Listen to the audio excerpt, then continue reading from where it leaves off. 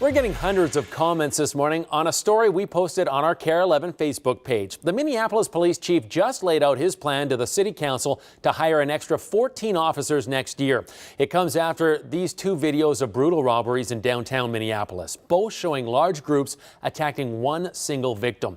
And as Kaya Edwards tells us, it's also prompting city leaders to act. Good morning, Kaya. Good morning, Chris. And yeah, the police chief wants to hire 14 more officers next year for the downtown area. And this is the reason why. At this time last year, when you look at the numbers, there were 156 robberies in the downtown area. This year, there have been 240. That is more than double. Mayor Fry agrees that the city needs to hire more officers, but some city council members are skeptical. They believe that policing could instead be improved by totally revamping staffing and scheduling. I want to tie our investments to structural change that improves the performance of the police department. We want officers out there on the street walking a beat, preventing some of these serious crimes before they take place to begin with. So basically, you have city council wanting to work with the officers that the police department already has. Police have arrested 16 people apparently involved in the attacks that you saw on those videos, but obviously more work needs to be done. And police are saying that robberies have gone down since then, though. Back to you. Yeah, those videos are hard to watch. Thanks a lot, Kaya. Here's a look at today's other top stories in your morning rush. Students are on high alert after an attempted abduction near the U of M campus. It happened yesterday morning in the Marcy Homes neighborhood. Police say after the man grabbed the female victim, she was able to break free and get away. The suspect is described as a white man about 6 feet tall with a thin build, wearing a blue hoodie and blue sweatpants. If you have any information, call Minneapolis Police. A warning from state health officials. They say a bat found in downtown Minneapolis has tested positive for rabies. A group of work friends found the bat alive near the corner of Marquette and 6th Street Tuesday and took it in for testing.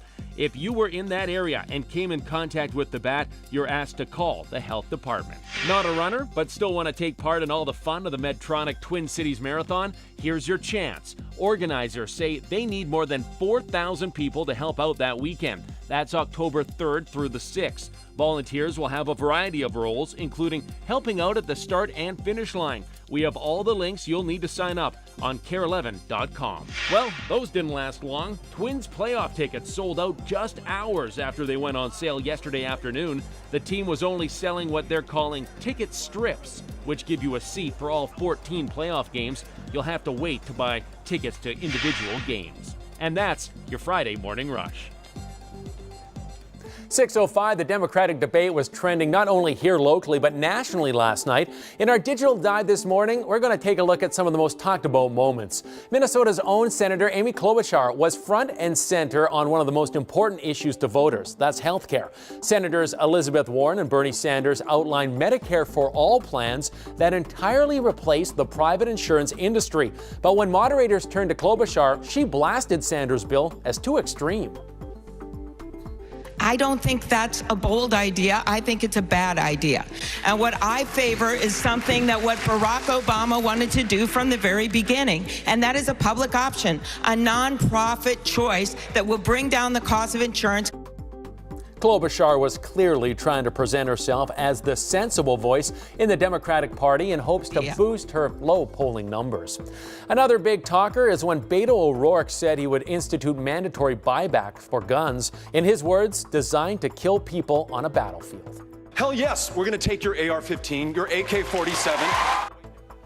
The former Texas congressman spoke very openly about the shooting in his hometown of El Paso, saying that President Donald Trump's rhetoric has influenced the recent mass shootings.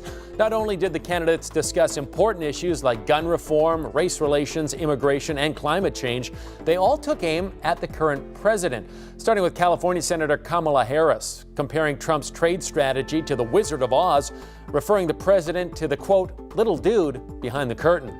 Julian Castro and former VP Joe Biden went head-to-head on healthcare issues, got heated at times.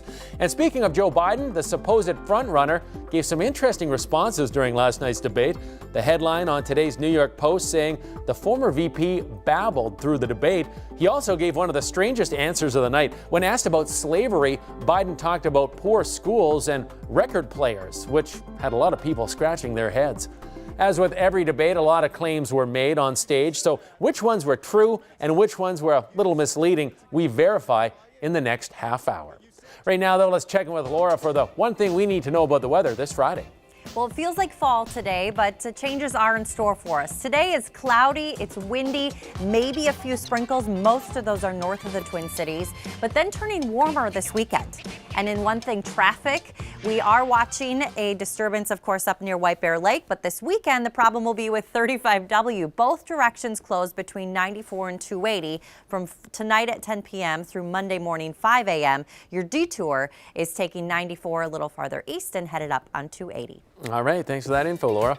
Rain or shine, there's no shortage of family fun this weekend in the Twin Cities. While the Vikings are bringing the fight to Lambeau Field, we're road tripping for you. We have a series of reports on the border battle on KARE 11 starting Saturday night and, of course, on Sunday following the game and on Vikings Extra.